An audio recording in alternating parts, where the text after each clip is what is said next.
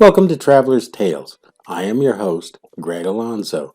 Today I will be your guide through history as we take a look at the Golden Age of Athens. Before we begin, just a quick reminder that we post new videos every Tuesday, Thursday, and Saturday. Don't forget to hit the little bell icon to be notified each time we post new videos. Why was this period in Athens' history called the Golden Age? How and why did the Golden Age come into fruition? Why did the Golden Age eventually come to its downfall? Moving right along, mythology tells us one thing, while archaeology tells us another. The Golden Age of Athens was buoyed by political hegemony, economic growth, and cultural flourishing. The period began in 478 before the Common Era after the defeat of the Persian invasion. The strength of Athens lay in its fleet that was funded by the city-states of the Delian League. After peace was made with Persia, Athens continued to thrive economically and as a dominant naval power in the Greek world. During the Golden Age, Athenian military and external affairs were mostly entrusted to the 10 generals who were elected each year by the 10 tribes of citizens. It was generally accepted that these professionals could be relied on rather than the variable quality of magistrates chosen by democracy. These generals, known as strategoi, were given duties which included planning military expeditions. They were also expected to receive envoys from other states during diplomatic affairs.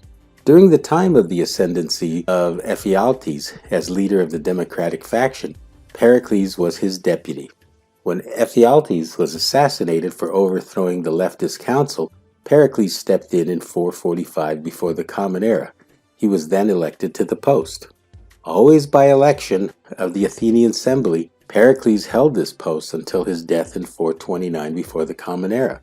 Pericles was a great communicator and roused the people to his vision of all that Athens could be. One of the most popular reforms was to allow Thetes, these were Athenians without wealth, to occupy public office. Another successful program was the creation of Mistroporia, which literally means paid function. This was a special salary for citizens that attended the courts as jurors. This was important because citizens were able to dedicate themselves to public service without facing financial hardship. In this way, the Athenians could keep the courts full of jurors while giving the people experience in public life. Pericles led the Athenian people to working together to make Athens the most important polis of the Greek world by acquiring resplendent culture and democratic institutions. The sovereign people governed themselves without intermediaries deciding matters of state in the assembly. Athenian citizens were free and only owed obedience to their laws and respect to their gods. They also achieved equality of speech in the assembly. The word of a poor person had the same worth as that of a rich person. Though the censorial classes did not disappear, their power was now limited. The principal equality granted to all citizens had dangers since many citizens were incapable of exercising political rights to their extreme poverty or ignorance. To avoid this, Athenian democracy applied itself to the task of helping the poorest. This was done through various social programs designed specifically to raise the lot of the poor and the underprivileged. Most importantly, and in order to emphasize the concept of equality and discourage corruption and patronage, most all political offices did not require a particular expertise. They were appointed by lot and not by election. Among those selected by lot to a political body, specific offices were always rotated that every single member served in all capacities in turn. This was meant to ensure that political functions were instituted in such a way as to run smoothly, regardless of each individual's capacity.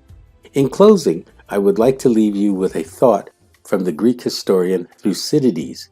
Everyone who is capable of serving the city meets no impediment, neither poverty nor civic condition. If you enjoyed this video, please join our channel by becoming a member. Your support will enable us to continue putting out quality videos for your enjoyment. Don't forget to hit the little bell icon to be notified each time we post new videos. If you haven't subscribed to Traveler's Tales, please do.